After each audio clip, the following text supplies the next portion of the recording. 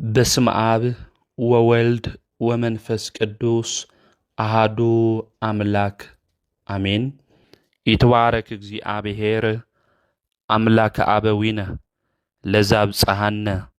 اسكزاتي ساعات قدم كله لعلو كله نبذا ساعات زيازب صحنا ناي بوتاتنا ناي قدوسان أملاك ناتناون أملاك قدوس እግዚአብሔር سمو استخبرن زتمسجنن يخون أما أملاك ولادي أملاك قدست قدوسان دنجل مريم سلف الصوم أدونتا سلف الصوم خبرا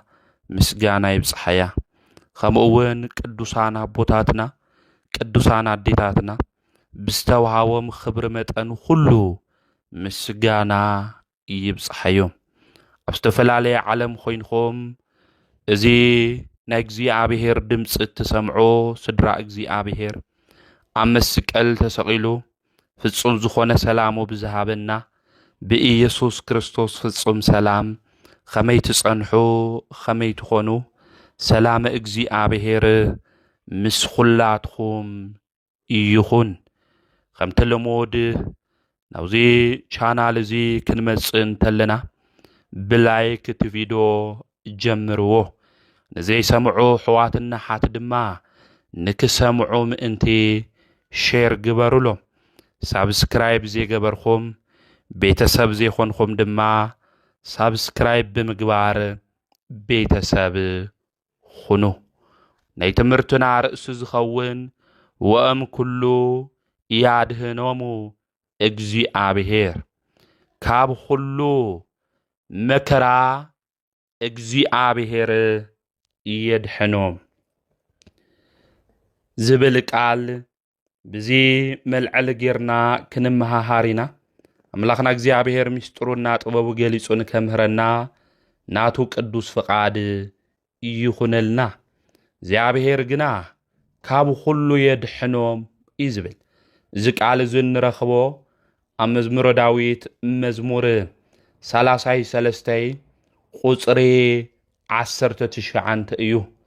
ልባ መላክ ዳዊት እዞም ካብ መከራ ሁሉ ዘድሕኖም ንመን እዩ እግዚአብሔር ካብ መከራ ሁሉ የድሕኖም ክብል እንተሎ ንጻድቃን ምዃኑ መጽሐፍ ቅዱስ ይነግረና እዩ ናይ ጻድቃን መከራ ብዙሕ እዩ ይብለና እሞ እግዚአብሔር ግና ካብ ሁሉ መከራ የድሕኖም ስለዚህ እግዚአብሔር ካብ መከራ ሁሉ ካብ ስቅያት ሁሉ ካብ ፈተና ሁሉ ካብ ሽግር ሁሉ ዘድሕኖም ንመን እዩ ክንብል እንተለና ንጻድቃን ምዃኑ ድማ ይነግረና ይረድእና እዩ ቅዱሳን ኢልና ካብ ንጽውዖም ናይ ክርስቶስ ድማ ምስክር እንብሎ ሓደ ድማ ሰማዕቱ እሱ ቅዱስ ጊዮርጊስ እዩ ጊዮርጊስ ማለት ፀሐይ ማለት እዩ ጊዮርጊስ ማለት ኮኾብ ማለት እዩ ጊዮርጊስ ማለት ብሩህ ማለት እዩ ቅዱስ ጊዮርጊስ አብኡ አንስጣስዮስ ይበሃል ወይ ከዓ ዞሮንቶስ ተባሂሉ ይጽዋዕ አዲኡ ድማ ቴዎስታ ተባሂላ ትጽዋዕ አብኡ ናይ ቆጶዶቅያ ሃገር መስፍን እዩ ነይሩ ቅዱስ ጊዮርጊስ ዝተወለደሉ ዘመን ኣብ ዘመነ ሰማዕታት እዩ ተወሊዱ ኣብ ሳልሳይ ክፍለ ዘመን ዘመነ ሰማዕታት ተባሂሉ ኣብ ዝጽዋዕ ግዜ ክርስቲያን ስለ ክርስቶስ ብምምስካር 40 ዘመን ስደት ግፍዕን መከራን ተቐቢሎም ናይ ሰማዕታት አክሊል ዝርከብሉ ብድብቅልጥያኖስ ዘመን እዩ ቅዱስ ጊዮርጊስ ተወሊዱ ቅዱስ ጊዮርጊስ ዝተወለደሉ ዘመን ከቢድ ዘመን እዩ ነይሩ ንክርስቲያን ገና ብህፃንነቱ እናሃለየ ድማ አብኡ ዓሪፉ እዩ ቅዱስ ጊዮርጊስ ዝተወለደሉ ዓዲ ኣብ ፍልስጤም ዓዲ እዩ ተወሊዱ ፍልሹሙ ድማ ልዳብ ዝበሃለ ከተማ ب280 ዓመተ ምህረት ቅዱስ ጊዮርጊስ ተወሊዱ ብህፃንነቱ ግን ከምቲ ዝበልናዮ አብኡ ይዓርፍ አብኡ ድማ መስፍን እዩ ነይሩ ገዛኢ እዩ ነይሩ ናይ ቅዱስ ጊዮርጊስ አብኡ ናይ ቅዱስ ጊዮርጊስ ክልተ ሕዋቱ ድማ ነይረንኦ እየን ማርታና እስያ ይበሃላ ባብኡ ገዛ ድማ ብዙሕ ሓፍትን ንብረትን ዘለዎ እዩ ወዲ በዓል ፀጋዕ እዩ ቅዱስ ጊዮርጊስ ገና ብህፃንነቱ ድማ እናሃለ መጽሐፍትን ፈረስ ድማ ምግላብ ተማሂሩ እዩ ስለዚ ቅዱስ ጊዮርጊስ ገና ብህፃንነቱ እናሃለ እዩ ስለ ናይ ፈረስ ትምህርትን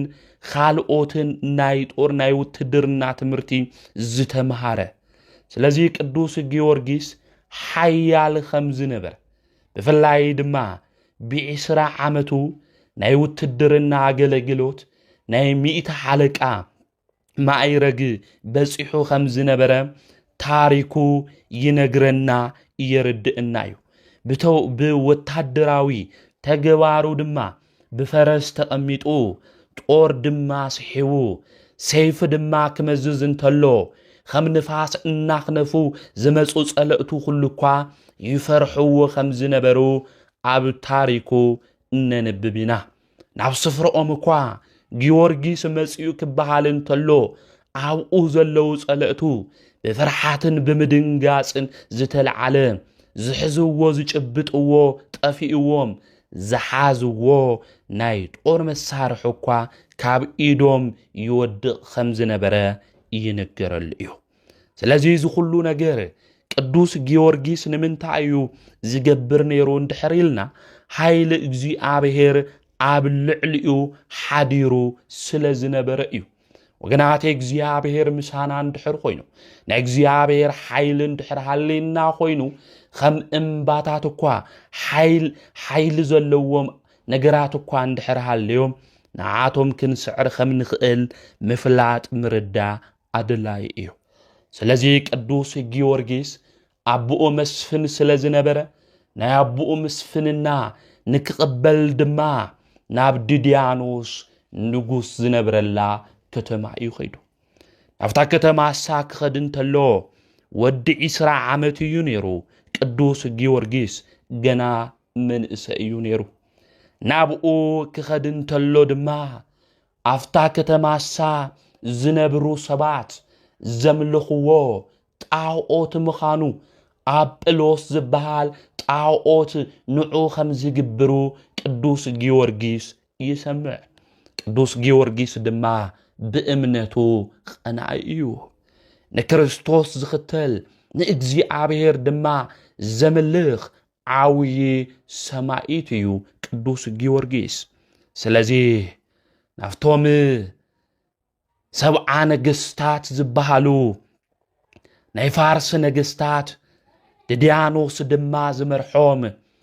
ብዙሕ ኣምሃ እዩ ሒዙ ነይሩ እታ ኣምሃ ድማ ንድኻታት ሃቦም ናፍቲ ንሶም ዘለዎ ከተማ ድማ ቅዱስ ጊዮርጊስ ይኣቱ ናፍቲ ንሶም ዘለዎ ቦታ ኣትዩ ድማ ስለ ኣምላኽ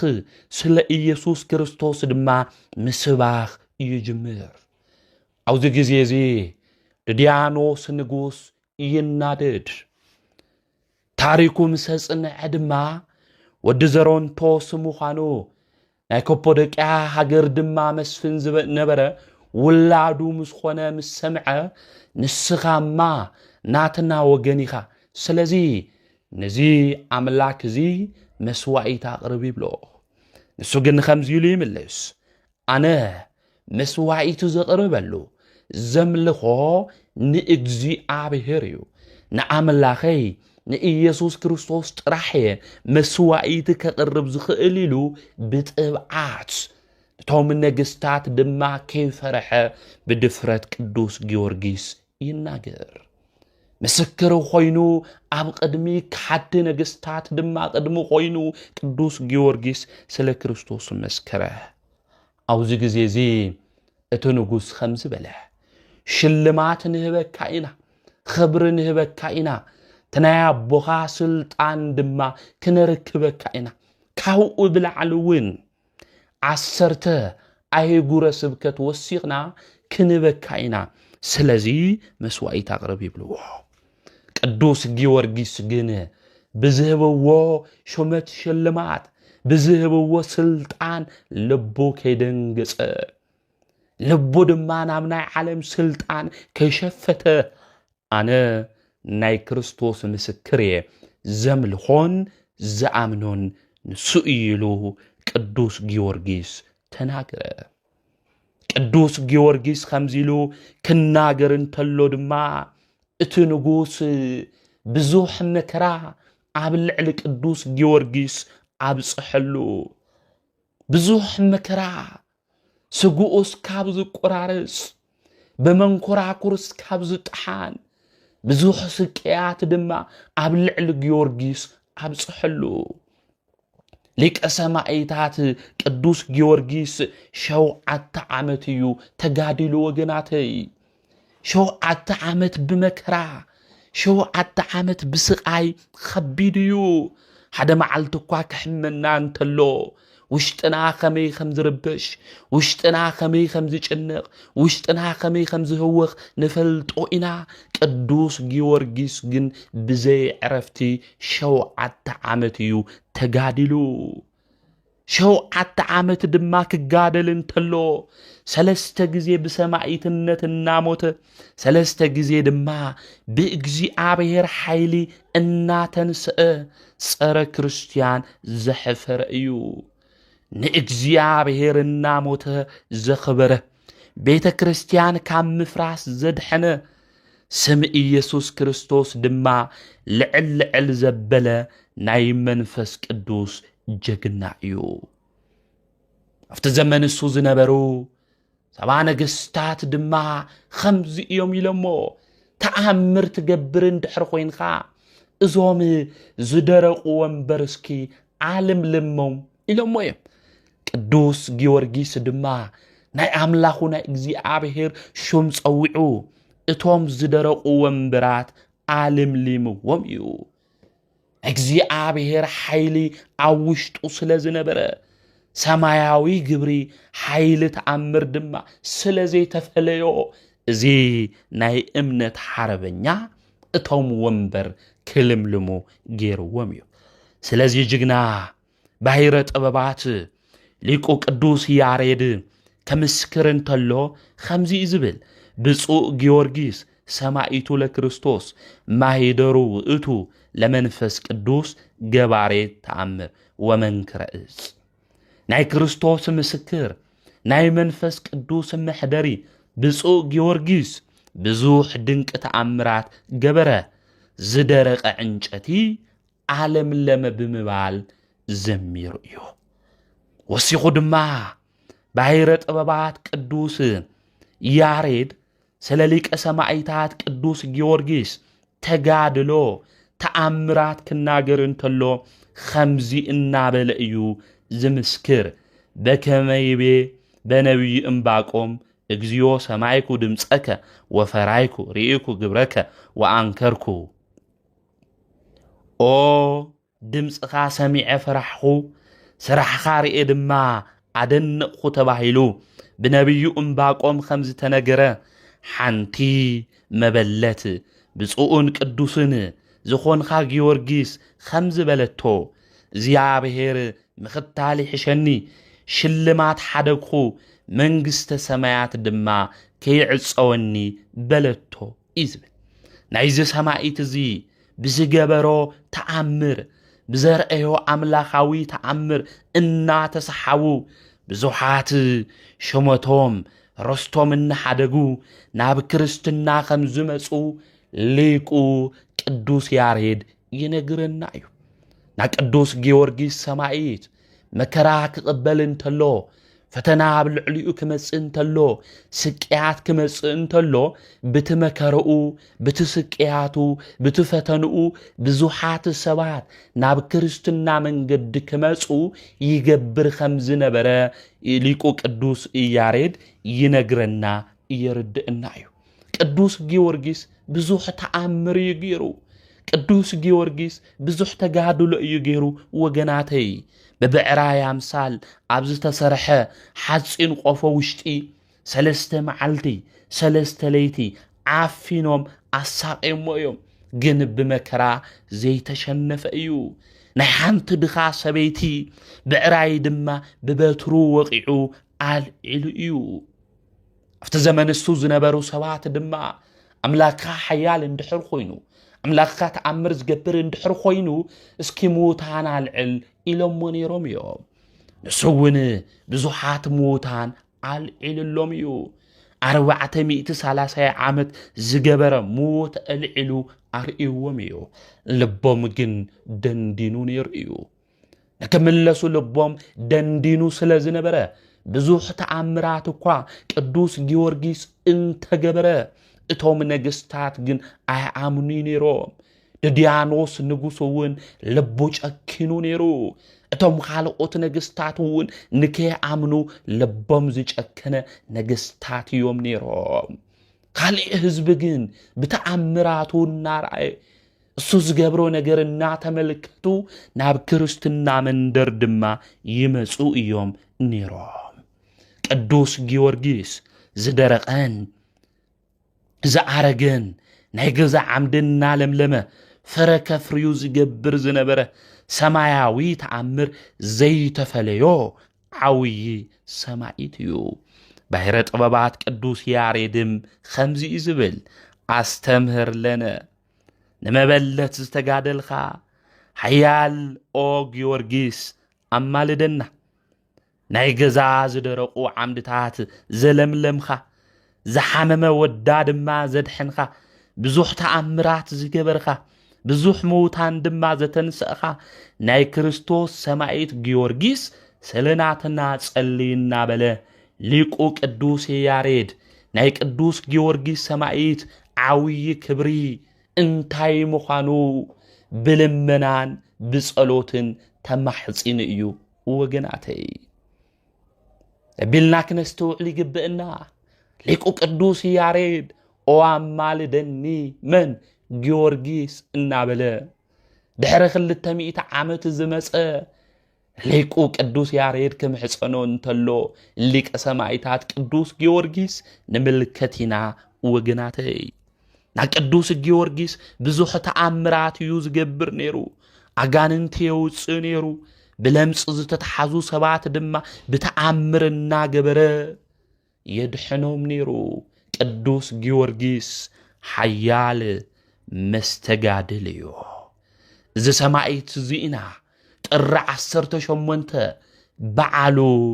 እናኽብሮ ስለዚ በዓላትና ንምንታይ ከም ነኽብር እውን ምፍላጥና ምርዳእ እውን ኣድላይ እዩ ጥሪ 18 ናይ ቅዱስ ጊዮርጊስ እናኽብሮ ስለ ዝርወተ ዓጽሙ እዩ ዓጽሙ ዝተዘርአሉ ዕለት እዩ ቅዱስ ጊዮርጊስ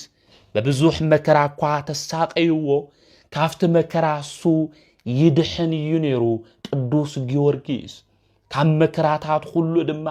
እግዚአብሔር ኣድሒንኒ እናበለ ናፍቶም ነገስታት ይመጽእና ኣብቲ ዘመን እሱ ዝነበሩ ሰባት ድማ ቅዱስ ጊዮርጊስ ይሰብኽና የምህር ነይሩ ሓደ እዋን እቶም ነገስታት ከም ዝገበሩ ናይ ሓፂን ጫማ ኣስሪሖም በሊሕ እዩ ጅማትካ ዝበጣጥስ እዩ እትሓጭን ናብ ውሽጥኻ እንድሕር ኣትዩ ጫማ እዚ ኣዳለው እሞ ጊዮርጊስ ንክገብሮ ድማ ገበሩ እቶም ችንካራት ደሙ ከማይ ኣብ ምድሪ ካብ ዝፈስስ ካብ እግሩ ሓሊፎም ደም ስሩ ድማ በጣጥስዎ ቅዱስ ጊዮርጊስ ድማ ምኻድ ኣውዚ ግዜ እዚ እምቢ ኢልዎ ኣጉንቢሱ ይኸድ ነበረ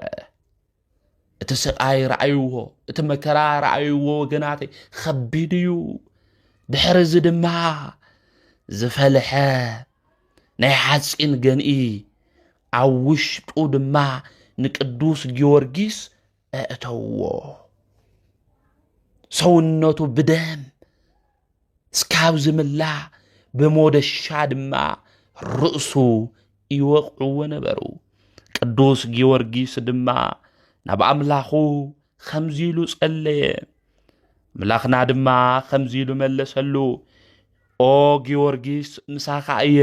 ጽናዕ ዝብል ቃል ድማ ካብ ሰማይ መጸ ቅዱስ ሚካኤል ተገሊጹ ድማ ካብ ሕማሙ ሁሉ ፈወሶ እዚ ዝረአዩ ብዙሓት ሰባት ድማ ብኢየሱስ ክርስቶስ አመኑ ብዙሓት እዮም ዝአምኑ ነይሮም ብመከርኡ ብስቅያቱ ብፈተንኡ ቅዱስ ጊዮርጊስ ብዙሓት ንከአምኑ ድማ ገበሮም እቲ ንጉስ ብጣዕሚ ተጨነቀ መከራ ተብጽሕሉ ቅዱስ ጊዮርጊስ ተመሊሱ አምላኹ የድሕኖ ስለዝነበረ መልአኹና ለአኸ እግዚአብሔር ይፈውሶን የድሕኖን ስለዝነበረ ለቅዱስ ጊዮርጊስ እቲ ንጉስ ብጣዕሚ ተጨነቀ ነዚ ሰብ እዚ ዘሽንፈለይ መን እዩ ነዚ ሰብ እዚ ካብዚ ምድሪ እዚ ዘጥፍአለይ ጥበብ ዘለዎ ሰብ መን እዩ ኢሉ ተናገረ አትናስዮስ ዝበሃል መሰሪ ወይም ጠንቋል ነበረ እሞ አነ ከሽንፎ ኢሉ ተናገረ አውዚ ጊዜ እዚ እቲ ንጉስ ብጣዕሚ ድማ ደስ በሎ እዚ ሰብ እዚ ጠንቋል ስለዝነበረ መሰሪ ድማ ስለዝነበረ መርዛ አዳለወ ከብዲ ዝግልብጥ መዓናጡ ድማ ክበጣጥስ ዝኽእል መርዚ ስማጋንን ትጸዊዑ ድማ አዳለወ ቅዱስ ጊዮርጊስ ድማ አቦ ቅዱስ ጊዮርጊስ ድማ አማዕቲቦ እዚ መርዚ እዚ ሰተዮ ገጹ ከም ፀሓይ አብረኸ አውዚ ጊዜ እዚ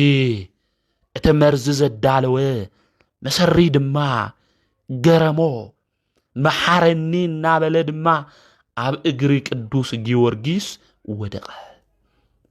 አቦታትና ከምዚኦም ንሰማዕቱ ቅዱስ ጊዮርጊስ አፈተና መከራ ውሽጡ ኮይኖም በፈተነኦም በመከረኦም ሁሉ አሕዛብ ዘአምኑ ሰባት በክርስትና ተግባራዊ ስርሖም ሰባት ክምለሱ ዝገብሩ ቅዱሳን እዮም እዚ አትናስዮስ ዝበሃል መሰሪ መሐረኒ በለ ቅዱስ ጊዮርጊስ እውን እግዚአብሔር ምሕርካ እዩ በሎ ብሰማዕትነት ድማ ጥሪ 23 እዚ አትናስዮስ ዝበሃል መሰሪ ዓረፈ ንቅዱስ ጊዮርጊስ ከሽንፍየ ኢሉ መጺኡ ልቡ ብፍቅሪ ክርስቶስ ተማሪኹ ሰማዕት ድማ ኾነ ናዞም ነገስታት እዚኦም እዚ መርዚ እውን ገይሮም ከበጣጥሶ ይኽኣለን እንታይ ኢና ክንገብርኒ እናኢሎም ሓሰቡ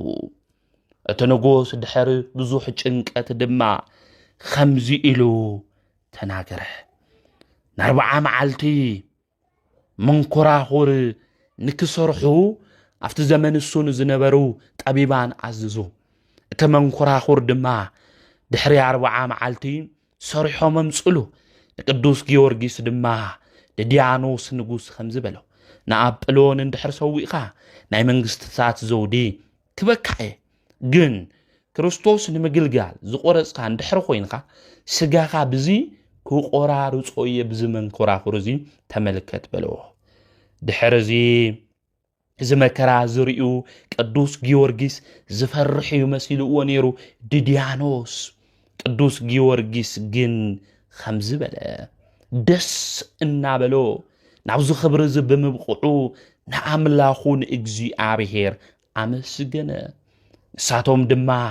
ናብ መንኮራኹር ደብረይዎ 40 ሰባት ድማ እቲ መንኮራኹር ከዘዋውርዎ ጀመሩ ሰውነቱ ድማ ናይ ቅዱስ ጊዮርጊስ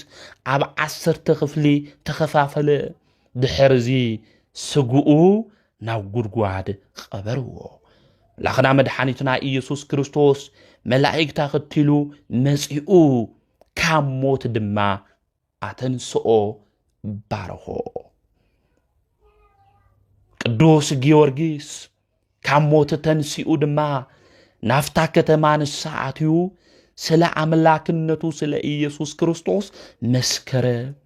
እዞም ሰባት እዚኦም ድማ ተጨነቁ እንታይ ተገበርና ኢና እዚ ሰብ እዚ ከነጥፍኦ እንኽእል በሉ ብዙሕ መከራ እዮም ወገናተይ ኣብጽሖምሉ ንምስማዕ ዝኸብዱ መከራታት እዮም ኣብ ልዕሊ ሰውነቱ ገይሮም ኣብ ልዕሊ ሰውነቱ ንቅዱስ ጊዮርጊስ ኣብጽሖምሉ መወዳእታ ግን ከምዚ ኢሎም ሓሰቡ ስጉኡ ኣቃጺልና ብናይ ዕንጨቱ ቆፎ ጌርና ናብ ደብረ ይድራስ ንደብርዮ ንበትኖ በሉ ከምኡ ድማ ገበሩ ዓጽሙ ኣብ ዝዓረፈሉ ቆጽሊ ድማ ጊዮርጊስ ሰማዕቱ ቅዱስ ለእግዚአብሔር ጊዮርጊስ ናይ ቅዱስ ናይ እግዚአብሔር ሰማዕቱ ዝብል ድማ ኣብቲ ቆጽሊ ተጻሒፉ ተረኸበ ሊቁ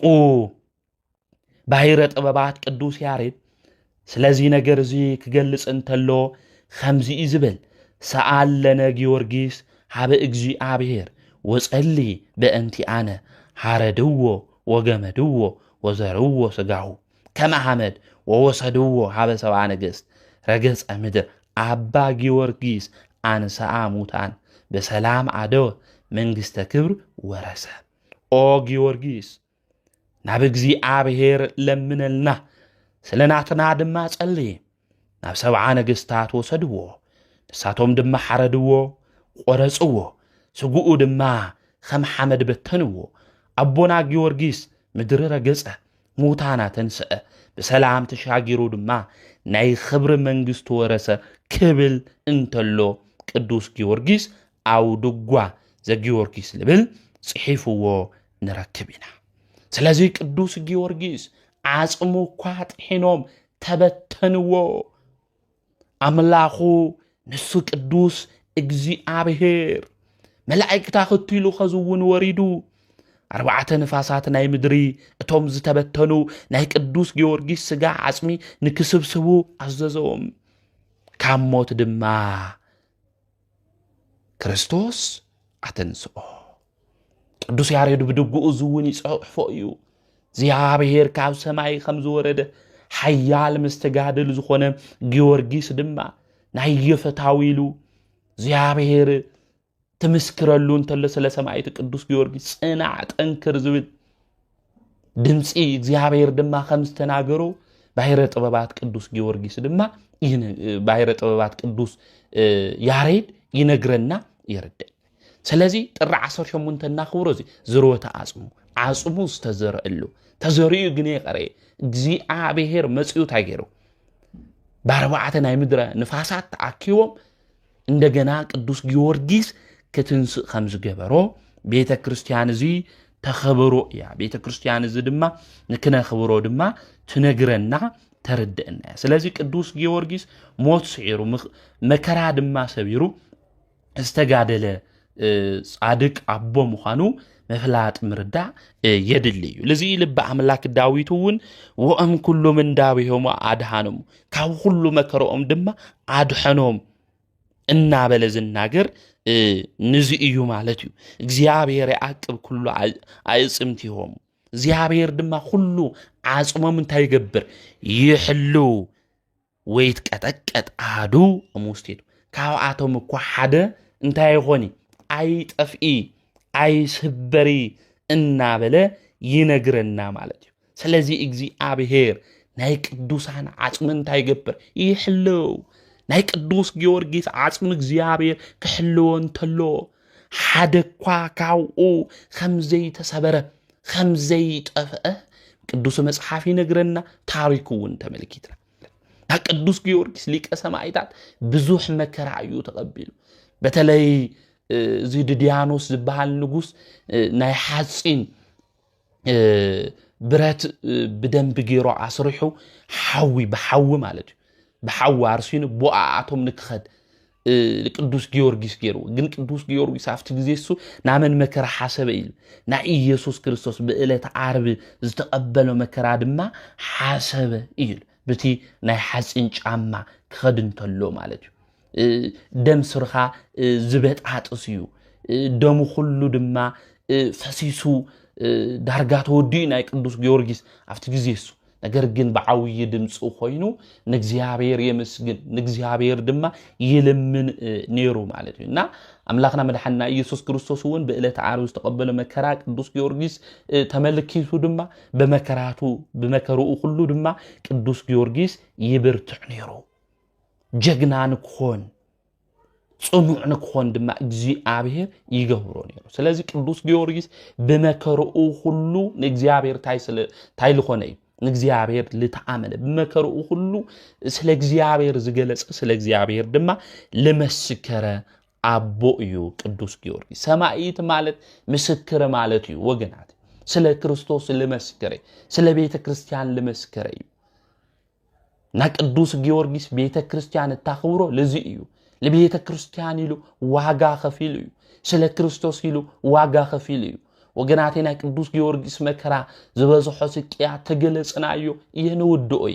ጊዜ እዩ ኮስደልና ብዙሕ እዩ ብፍላይ ድማ ዲዲያኖስ ንጉስ አውሾ ዓተ ዓመት ሙሉ ዘብጽሕሉ መከራ ብዙሕ እዩ ወገናቴ ሓደ ሰብ እኳ ሓደ መዓልቲ ኣብ ክልተ መዓልቲ ዝግበሩ ዝበጽሑ ፈተና እኳ ብዙሕ እኮ እዩ ወገናቴ ቅዱስ ጊዮርጊስ 7 ዓመት ሙሉ እዩ መከራ ተቀቢሉ 7 ዓመት ሙሉ ስቅያ ተቀቢሉ ዓጽሙ ጥሒኖ ምስካብ ዝብትንዎ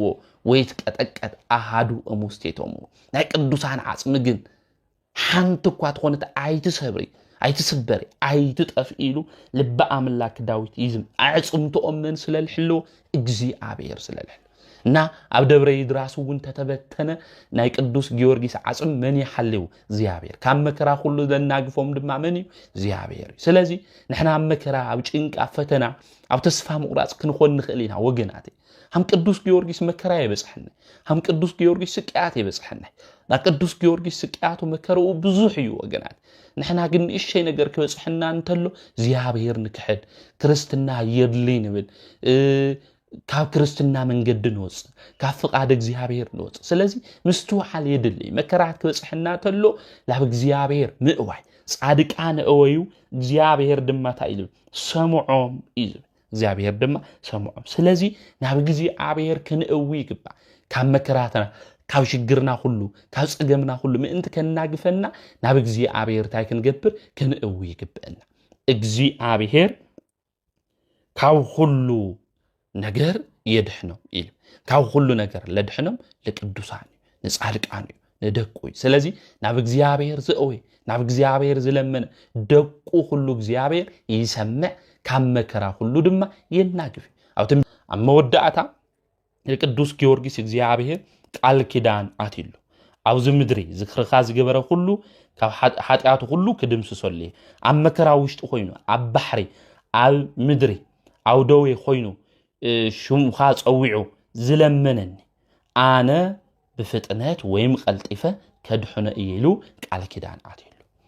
ቅዱስ ጊዮርጊስ ድማ ናይ መከራኡ ግዜ ተኣክል እንተሎ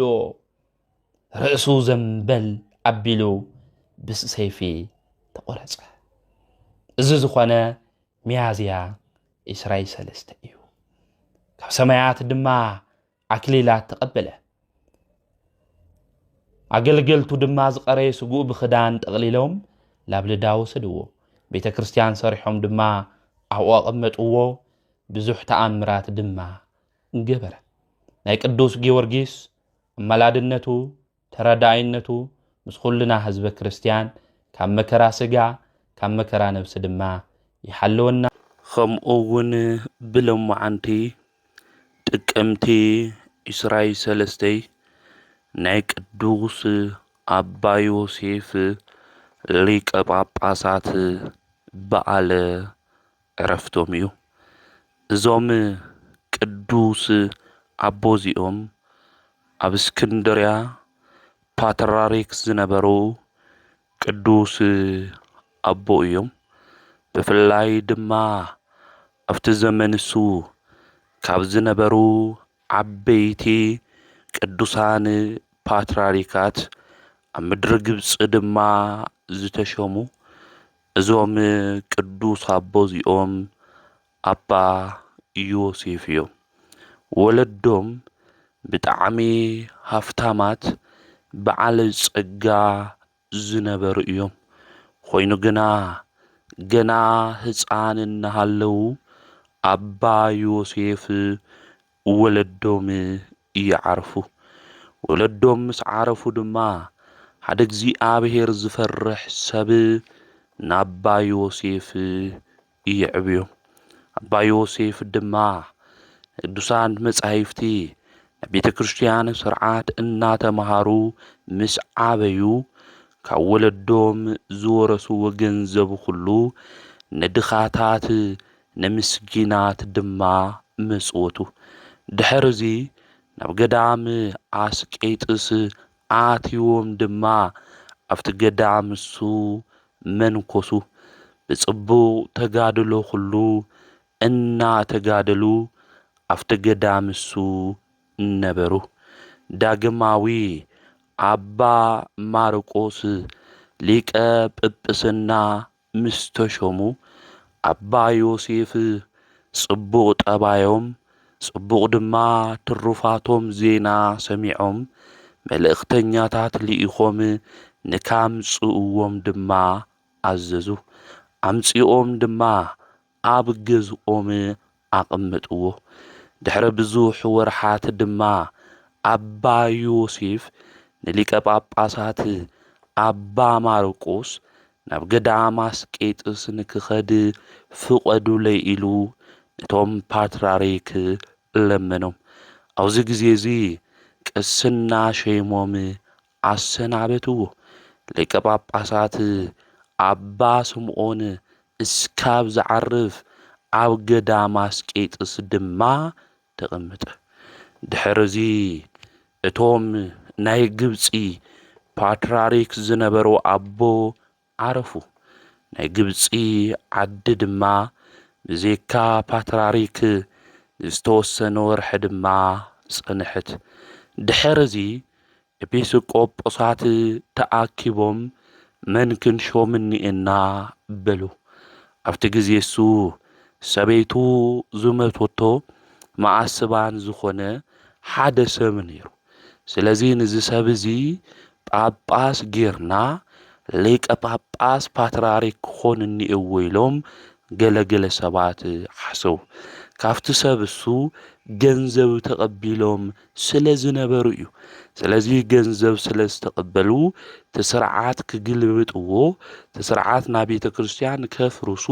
ዝሓሰቡ ኤጲስቆጶሳት ነይሮም ማለት እዩ ኣብዚ ዘመን እዚ ከም እንሪኦ ማለት እዩ ንገንዘብ ተባሂሉ ንስልጣን ተባሂሉ ዝተፈላለዩ ነገር ተባሂሉ ስርዓት ቤተ ክርስቲያን ክፈርስ ተሎ ከዚ እውን ንምልከት ኢና ማለት ኣብቲ ግዜ እሱ እውን ገንዘብ ተቐቢሎም ማለት ብገንዘብ ምክንያት ስርዓት ቤተ ክርስቲያን ከፍርሱ ዝደለዩ ሰባት ነይሮም ሓደ ኣቦታት ግን እዚ ነገር እዚ ተቃወምዎ ናይ ኣቦታትና ቀኖና ብገንዘብ ተቐቢልና ስለ ክህነት ሽሞት ንገንዘብ ኢልና ዝነገር እዚ ልክዕ ኾነይ ክነፍርሶ እውን የብልናን ኢሎም ኣውገዝዎ ኣብቲ ግዜ እዚ እቲ ሰብኣይ ሰበይቱ እትዩ ነይሩ እዩ ስለዚ ሰበይቲ ዘእተወ ድማ ክሽዎም ኣይኽእሊ ኣብ ወንጌላዊ ማርቆስ ወንበር እውን ዝሽየም ንጹህ ድንግል እዩ ክኾን ዝግብኦ በሉ ከምዚ ኢሎም እቶም ካልኦት ኣቦታት ክናገሩ እንተለው እቶም ካልኦት ሰባት ዝሰርሕዎ ስርሖም ገንዘብ ተቐቢሎም ዝነገር እዚ ይገብርሎም ምዃኖም እቶም ኣቦታት ምስ ተናገሩ ስርሖም ኩሉ ኣሕፊርዎም ብኣቶም በቶም ሓቀኛ መንገዲ ክኾኑኒ እዎ ዝበሉ ኣቦታት ብኦም ድማ ተስማዕሚዖም ንዛ ዝኸበረ ሹመት ድማ ክሽየም ዝኽእል መን እዩ እግዚኣብሔር ድማ ይግለጸልና ኢሎም ብሓደ ምኽሪ ኮይኖም ናብ እግዚኣብሔር ጸለዩ እግዚኣብሔር ድማ ጸሎቶም ሰሚዑ እዛ ዝኸበረት ሹመት እዚኣ ክሽየም ዝኽእል አባ ዮሴፍ ከም ዝኾነ ነገሮም ድሕርዚ አባ ዮሴፍ ንከምጽእዎ ናብ ገዳም አስቄጥስ ድማ ኸዱ እቶም መልእክተኛታት ናብ ገዳም አስቄጥስ ምስ ኸዱ እቲ ምልክት እንታይ እዩ ኢሎም ነይሮም። ኣነ ዝመረጽክዎ ምዃኑ ምልክቱ ኢሉ እግዚኣብሔር ዝገለጸሎም ናይ ገዝኡ ኣፍ ደገ ክፍቲ ክኾን እዩ። ምስ ረኸብኩሞ ምልክት እዚ ይኹንኩም ናይ እግዚኣብሔር ፍቃድ ምዃኑ ብዝትፈልጡ ኢኹም ኢሉ እግዚኣብሔር ምልክት ይዎም ነይሩ ማለት። ምስ በጽሑ ድማ ሓደ መነኩሴ ካብ በዓቶም ክስንይዎ ወፂኦም በሮም ክፍቲ ነይሩ፣ ኣፍ ደጎም በሮም ክፍቲ ነይሩ። ናባ ዮሴፍ ረኸብዎ፣ ምስ ረኣይዎ ድማ መንፈሳዊ ሰላምታ ሃብዎ፣ ብሓጎስ ድማ ንሱ ተቐበሎም፣ ናብ በዓቲ ድማ እእተዎም። ኣብዚ ግዜ እዚ ሊቀ ጳጳስ ይግብኦ እዩ ኢሎም ኣሲሮም ድማ ሒዞሞ ኸዱ ናብ እስክንድርያ ማለት እዩ። እዚ ኣቦ እዚ ግን ኣነ ብዙሕ ኃጢአት ሰሪሕ እየ፣ እዛ ዝኸበረት ሹመት ድማ ኣይግብአኒ ኢሉ ኣእወየ። ንሳቶም ግን ናብ እስክንድርያ ሒዞሞ ኸዱ ሊቀ ጵጵስና ንክሸምዎ ማለት እዩ። ንእሱ ምክንያት ተቕረበ እኳ ክቕበልዎ ይኽኣሉ እዩ ማለት እዩ። ቅዱሳን ኣቦታትና ሃምዚ እዮም። ሹመት ክትሽዮም ኢኹም ክትበሃሉ እንተለው ሹመት የዶሊ ማለት እዩ። ምክንያቱ እዚ ሹመት እዚ ብዙሕ ሓላፍነት ዘለዎ እዩ። ኣብዚ ግዜ እዚ ገንዘብ ንኸፈለ ብዝተፈላለየ መንገዲ ሹመት ልደሊ ብዙሕ ሰብ እዩ እኒኦ ኣብ ቤተ ክርስቲያንና ማለት እዩ። እዞም ቅዱሳን ኣቦታትና እዚኦም ግን ሂወቶም ክንሪኦ እኳ እንተለና ክትሽየሙ ኢኹም ክትበሃሉ ተለው እዚ ሹመት እዚ ኣይግብአኒ ኣነ ኃጢአተኛ እየ ኢሎም ብትሕትና ብመንፈሳዊ ኣነጋግራ ንናገሩ ቅዱሳን እዮም ማለት እዩ። ስለዚ ኣባ ዮሴፍ እውን ኣነ ኃጢአተኛ እየ ምልክት እኳ ተቕረበ ኣሲሮም እዮም ናብ እስክንድርያ ካብ ገዳም አስቄጥስ ሒዞም ዝኸዱ። ናብ ወንጌል ማርቆስ ወንበር ድማ ናብ ቤተ ክርስቲያናት ሁሉ ፓትርያርክ ኮይኑ እዚ ኣቦ እዚ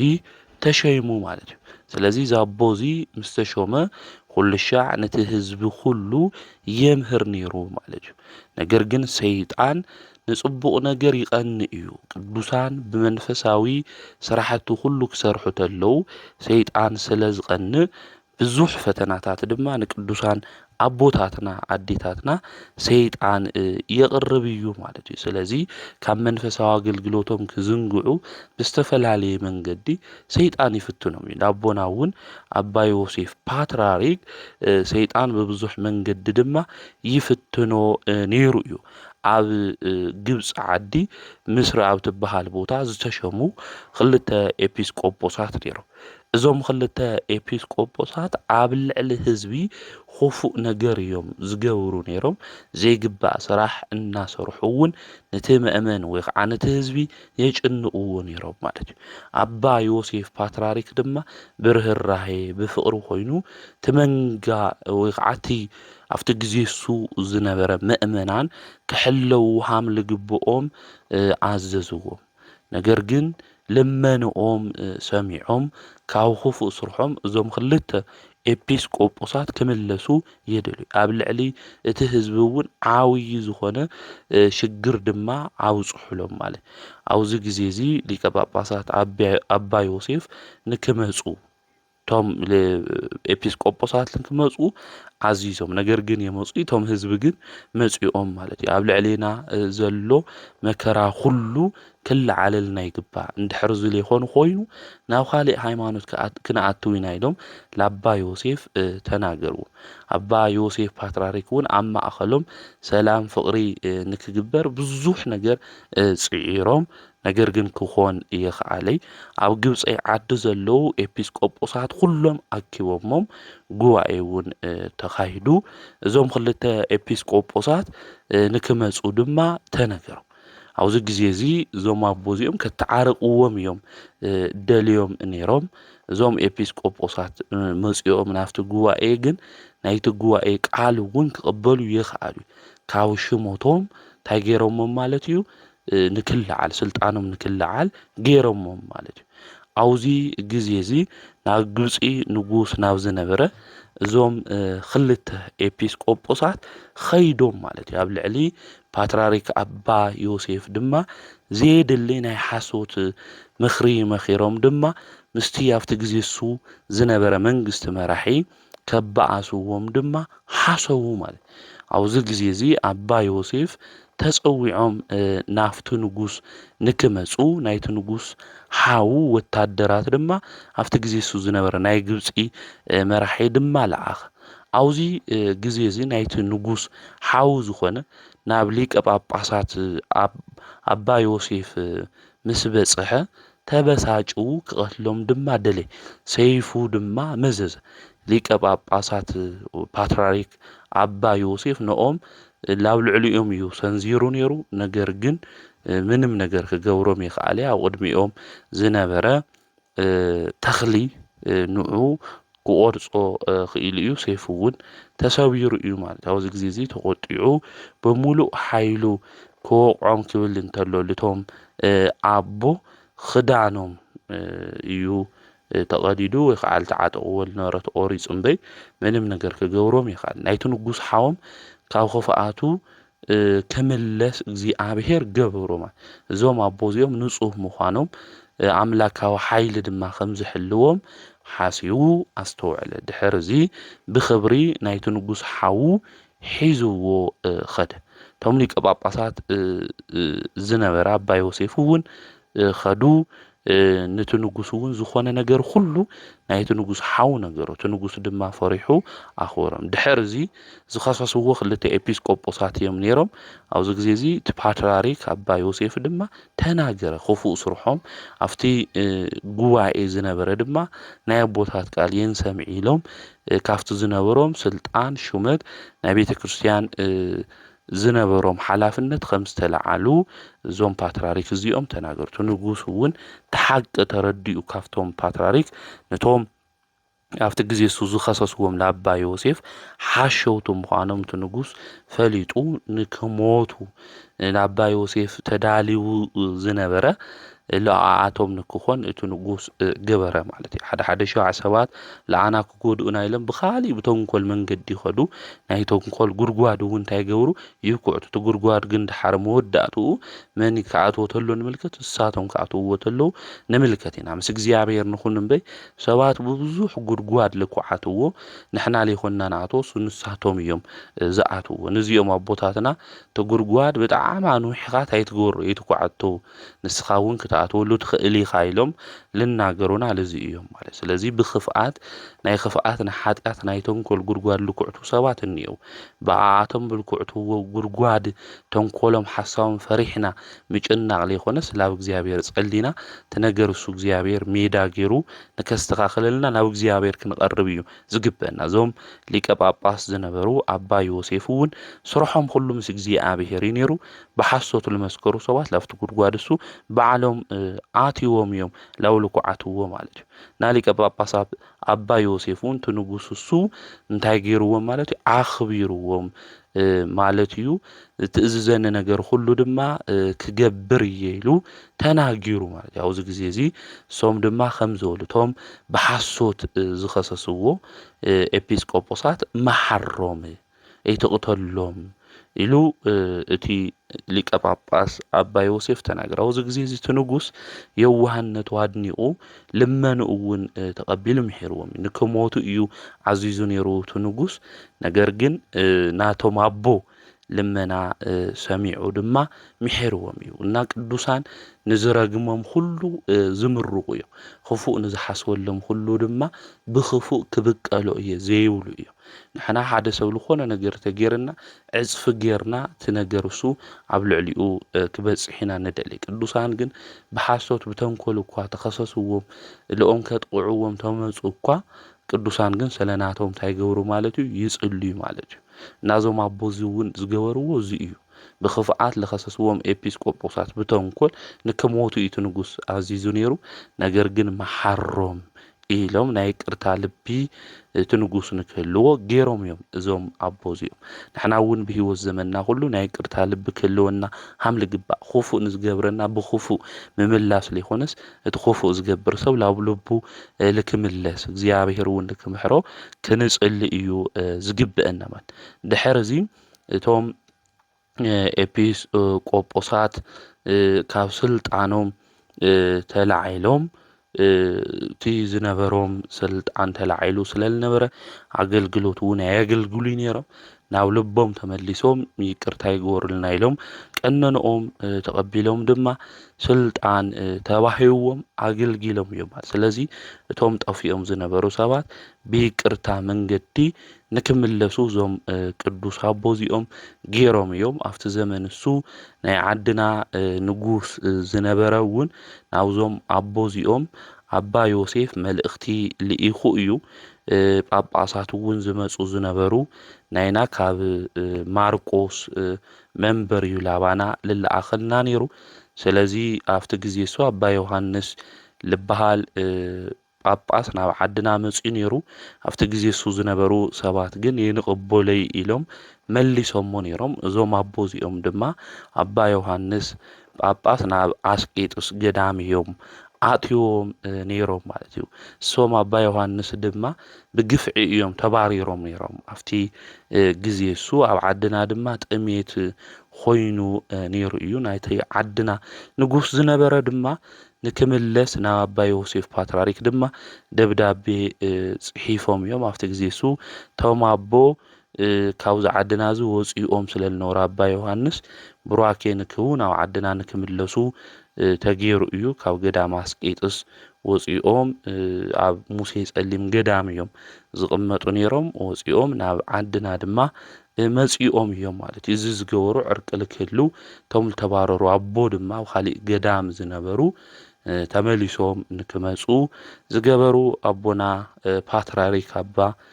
ዮሴፍ እዮም ማለት እዩ። ስለዚ እዞም ኣቦ እዚኦም ናይ ምሕረት ናይ ይቅርታ ልቢ ዘለዎ ዝተባዓሱ ከምኡ እውን ተባኢሶም ካብ እግዚኣብሔር ገዛ ንዝረሓቁ ሰባት ንክመፁ ብይቅርታ ብፍቅሪ መንገዲ ከመላለሱ ዝገብሩ ዝነበሩ ኣቦ እዮም። ኣብ ዘመኖም ንዝነበሩ መናፍቃን እውን ይግስጽዎም ነይሮም። ካብቶም መናፍቃን ድማ ነቲ ህዝቢ ይሕልው ዝነበሩ ኣቦ ብዝቐንዐ ሃይማኖት ኩሉ ምእመን ንክጸንዕ ዘምህሩ ዝነበሩ ኣቦ እዮም። ብዙሕ ትምህርትታት ካብ ቅዱሳት መጻሕፍቲ እውን እናምጽኡ ናይ ደቂ ሰባት ልቢ ናብ ዝቐንዐ መንገዲ ካብ ክፍኣት ክወጽእ ከም ዝግብኦ ዘምህሩ ዝነበሩ ኣቦ እዮም። ዝተሰወሩ ነገራት ኩሉ እውን ዝትርጉሙ ዝነበሩ ቅዱስ ኣቦ እዮም። ብሎማዓንቲ ጥቅምቲ 23 እዞም ፓትርያርክ እዚኦም ብሊቀ ጵጵስና 19 ዓመት ዝነበሩ ቅዱስ ኣቦ በዓለ ዕረፍቶም እዩ ማለት እዩ። እና ብሰላም ብፍቅሪ ኮይኖም እግዚኣብሔር ኣምላኽ ኣገልጊሎም እዮም። እዞም ቅዱስ ኣቦ እዚኦም መላእ ህይወቶም ኩሉ ለእግዚኣብሔር ዘገልገሉ ቅዱስ ኣቦ እዮም። ዝነበሮም ሃፍቲ ኩሉ ሸይጦም ናይዚ ዓለም እዚኣ ፍቅሪ መኒኖም ብክርስቶስ መንገዲ ዝተጓዓዙ ቅዱስ ኣቦ እዮም። ጸሎቶም በረከቶም ኣማላድነቶም ምስ ኩልና ህዝበ ክርስቲያን ይኹን። ከምኡ እውን ጥቅምቲ 23 ቅድስት እለ እስክንድርያ ሰማኢት ዝኾነትሉ እዩ። እዚኣ ሰበይቲ እቲ ክሓዲ ዝነበረ ዱድያኖስ ንጉስ እዩ። ዱድያኖስ ንጉስ ድማ ንቅዱስ ጊዮርጊስ ብዙሕ ግዜ መከራ ዘብጽሐሉ እዩ። ዱድያኖስ ንጉስ እውን ዘምልኾ ዝነበረ ጣዖት እዩ። ንጣዖት እውን ይስውእ ዝነበረ እዩ። ቅዱስ ጊዮርጊስ እውን ነቶም ኣማልክት ኣብቲ ግዜ እሱ ዝነበሩ ኣነ እውን ክስውእ እየ ኢሉ ብልቡ ክስውእሎም ዘይኮነስ እቶም ኣማልክት ሓይሊ ከም ዘይብሎም ምእንቲ ከሪኦ ቅዱስ ጊዮርጊስ ንዱድያኖስ ታይልዎ ኣነ እውን ክስውእ እየ ኢሉ ዱድያኖስ ንጉስ ድማ ሓቂ መሲልዎ ንቅዱስ ጊዮርጊስ ካብ ቤት ማእሰር ተውፅኡ ኣብ ገዝኡ ኣብ ቤተ መንግስቲ እሕዲርዎ እዩ። ቅዱስ ጊዮርጊስ ድማ ኣብ ገዝኡ ኣብቲ ቤተ መንግስቲ ናይቲ ንጉስ ኣትዩ ይጽሊ እዩ ነይሩ። ትጽልይ ተሎ ድማ ናይቲ ንጉስ ሰበይቱ ንግስቲ እለ እስክንድርያ መጺኣ ናይ ዳዊት መዝሙር የንብብ ይጽሊ ስለ ዝነበረ ቅዱስ ጊዮርጊስ ሰሚዓ ንክትርጉመላ ድማ ለመነቱ። ኣብዚ ግዜ እዚ ተርጎመላ ብጎይታ ብመድኃኒት በኢየሱስ ክርስቶስ ድማ አመነት ጎይቱነቱ ገሊጹ ስለ ዘምህራ ስለል ነገር ኣብ ልባውን ናይ ክርስቶስ ፍቅሪ ሓዲርዋ ብጎይታ ኢየሱስ ክርስቶስ ድማ አሚና ያ ናይቲ ንጉስ ከሓድ ዝነበረ ዱድያኖስ በዓል ትገዝኡ ማለት ድሕር እዚ ንኣማልክት ክስው እዩ ቅዱስ ጊዮርጊስ ኢሉ ወሰዶ ናፍቶም ዝረኸሱ ኣማልክት ምስ በጽሐ ቅዱስ ጊዮርጊስ ግን እቶም አማልክት ጣዖት ዝነበሩ ምድር ታይጌራቶም ያ ማለት እዩ ውሒጣቶም ያ ማለት ና ንጉስ ዱድያኖስ ሓፈረ እንሓዘነውን ናብ ገዝኡ ተመለሰ ናብ ሰዊቱውን ኸይዱ ተናገረ አውዝ ጊዜ እዚ ታሰዊቱ አሚና ያ ነራ ማለት እዩ ለእስክንድርያ አውዝ ጊዜ እዚ አነ ነጊረካ ነይረየ ምስ ክርስቲያን የተባአስ ኢለ ነጊረካ አምላኮም ሐያል ጽኑዕ ኢለ ነጊረካ አየ ኢላቶ አውዝ ጊዜ እዚ ነገር ዝሰሚዑ ሐምዛ አመነቱውን ፈሊጡ ተቆጥዑ ብዙሕ ስቅያት ኣብ ልዕሊኣ ኣብጽሕላ እዩ እዚ ንጉስ እዚ ጦብዋውን ተቆሪጹ ንክስቀልውን ገይርዋ ና ሰማዕትነት አክሊልውን ብለምዓንቲ ጥቅምቲ 23 ተቀቢላ እያ ማለት እዩ ስለዚ እቲ ንጉስ ዝኣምን ዝነበረ ዱድያኖስ በቅዱስ ጊዮርጊስ ትምህርት ግን ታሰዊቱ አሚና ሰማዕት ልክትኾን ላብ ዛዕበየ ክብሩውን ክትበቅ ኽኢላ እያ ማለት እዩና ጸሎታ በረከታ ናዛዶ ዚኣ ምስ ኩልና ህዝበ ክርስቲያን ይኹን ማለት እዩ ስለዚ ቅዱሳን አቦታትና ቅዱሳን አዴታትና ና እምነት ጽንዓቶም ንምልከት ኢና በቅዱስና መንገድ ድማ ሐሜሎም ሐምል ተጓዓዙ ህይወት ታሪኮም ገድሎም ይነግረና እዩ ይረዳና እዩ ቅዱስ ጊዮርጊስ ሊቀ ሰማዕታቱን ንግስና ሐዲጉ ብኸመይ ዝበለ ናይ ጽድቅ መንገድ ሐምል ተጓዓዘ ቤተ ክርስቲያን ተምህረና ያሞ ናይዞም ቅዱሳን እዚኦም አቦታትና ብለምዓንቲ ዓመታዊ ወርሓዊ በዓለም ዝኾነ ሁሉም ቅዱሳን አቦታትና አዴታትና በረከቶም ረድኤቶም እስኩልና ህዝበ ክርስቲያን ይኹን ዘምህረና ዝግስጸና ናይ አቦታትና አምላክ ቅዱስ እግዚአብሔር ስሙ ዝተኸበረን ዝተመስገነን ይኹን ወስብሐት ለእግዚአብሔር ወለወላዲቱ ድንግል ወለመስቀሉ ክቡር